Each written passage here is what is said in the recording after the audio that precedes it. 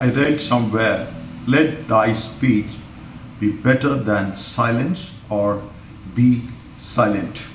Ladies and gentlemen, boys and girls, the grace comes in your training when you know that why you are here. Why is more important.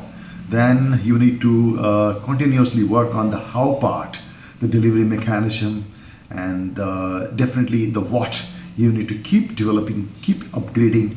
I'm talking about the content. So the why, the purpose, how, the skills, it comes through practice, practice, and practice. Yeah, even today I practice a lot. And then what? The content. There is no end to content. Basically, the content should be the hero, neither the speaker, not the receiver. The content, the message. It could be 10 minutes you're there on a stage, or it could be a couple of hours, day-long workshop, a series of workshops for the corporate leaders. So be it student, be it soldier, be it a trader, be it a teacher, be it an employee, or be it an entrepreneur, you need to have the wide spectrum so that you can customize your modules, your training modules, and you can deliver across. And it is not just about winning the accolades and people clapping for you. No, learning and sharing should be the hero. Today, in our book reading series, this is the 110th book in our book reading series, and before this also, in fact, I have reviewed a couple of books when it comes to training and development, maybe learning and development or learning and sharing, whatever. So I'd like to pick up one of the classics when it comes to public speaking. I think most of you, especially those who are into public speaking or maybe coaching, mentoring, teaching, etc., would have definitely gone through this book. Ladies and gentlemen, The Art of Public Speaking by none other than Dale Carnegie. Yes, Dale Carnegie, the great psychologist who had authored the bestseller of its time, How to Win Friends and Influence People.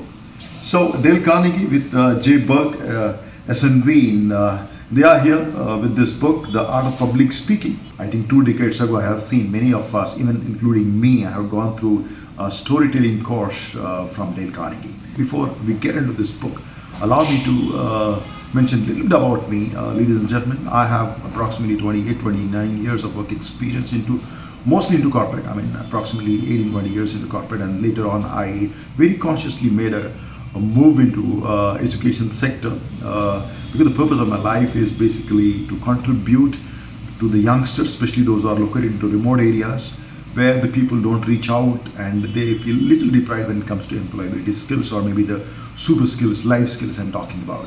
So that's the purpose of my life, and I often work with organizations where their purpose and my purpose is quite congruent. So this is what, and because of which since 2004, in fact, and maybe before that, training and development or maybe learning and sharing became an integral part of my life. Though I was into sales operation most of the time, HR, and the side-by-side training used to happen.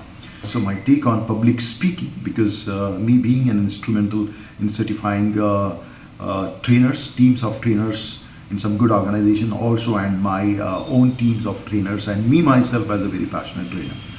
I believe in purpose. Your purpose of life has to be very clear.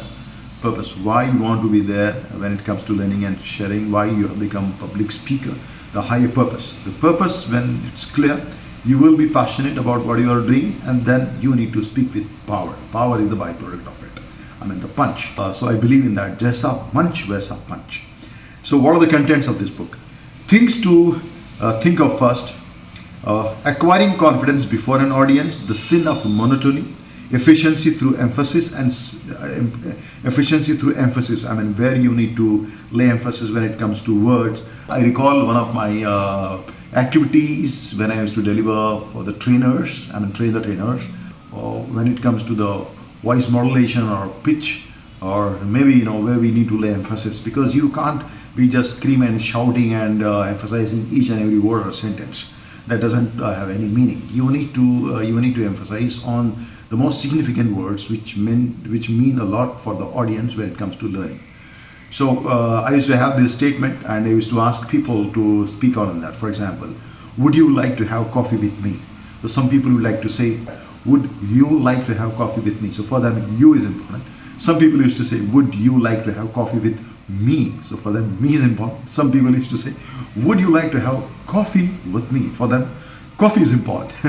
Then pause and power. You just can't be just like, a news reader non-stop going on like 100 news. No, there's a difference between news reader and a speaker, right? I mean, when it comes to trainer or a coach or a teacher. So you need to have a certain kind of pause. I love to make my programs very, very interactive, as a dialogue. More than dialogue, I tend to make it as a discussion, yeah. So people get involved, and as we know, when it comes to adult learning mechanism, people tend to get put off when it's just a monologue. They need to get involved and engaged. And nowadays, attention span is a major challenge for all of us, not for Gen Z or Alpha, but we people as well. So just would like to add over here that Self has gone through many international training certifications, and its ongoing process. Even now I have enrolled for some Harvard course, and I keep upgrading myself. Now, force, feeling, enthusiasm. Here I would like to talk a little about the force, the power. For example, sometimes, especially those who are new into training, or maybe even I have seen seasoned professionals, when they speak, they lack the power, because when they speak, they are a little bit worried about how the people are going to judge about themselves. So the energy gets divided in anticipating, expecting what the people will think about. When there is a division in energy, there is a division of power. Fluency through preparation, definitely here I would like to mention planning, preparation, then performing, presenting, whatever you call it, and then pursuing. At post-training, you need to constantly upgrade yourself. You need to do postmortem when it comes to Q&A. If people would ask you a certain question, how you well responded, where you lacked, it's an ongoing journey.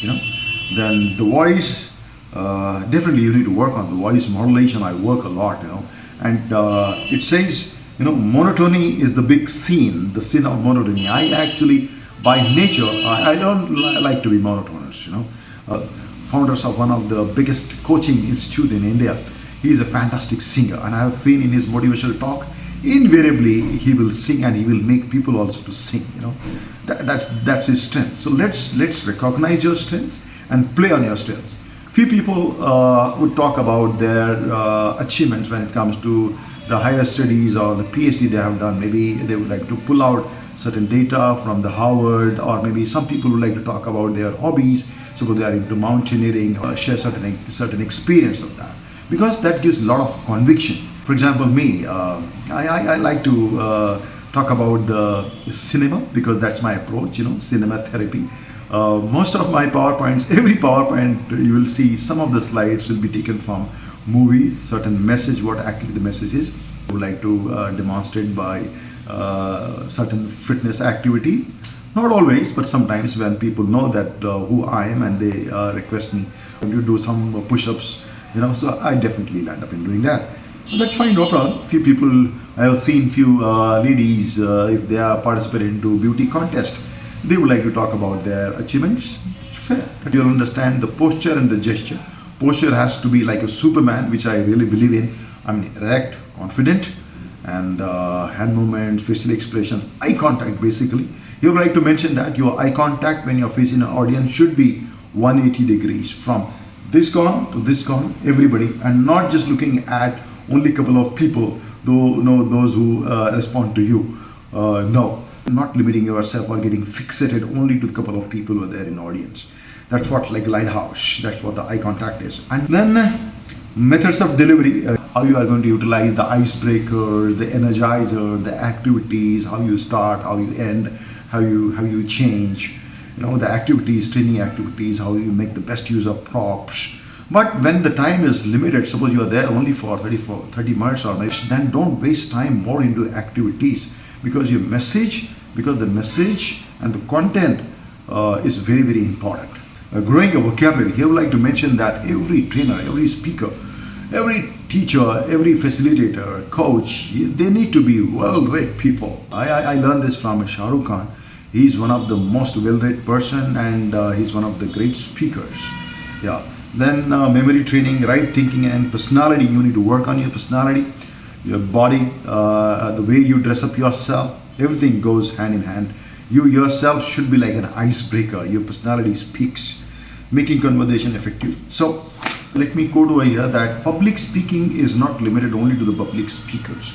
No, it's basically even today for the back-end departments, business meetings, the review meetings, maybe quarterly, annually, you need to present about your products and your process and about your people. So you need to be rich speaker. So thank you very much. Keep exploring.